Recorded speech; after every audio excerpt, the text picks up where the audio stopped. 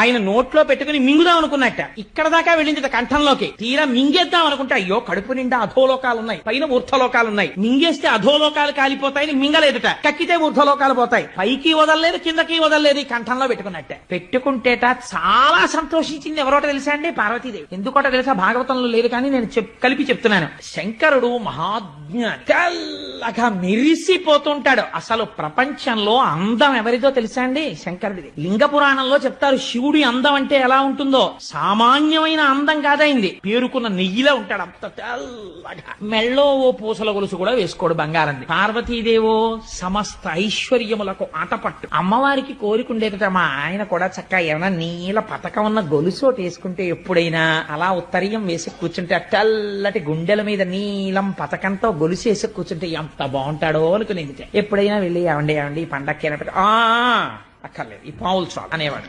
నాకు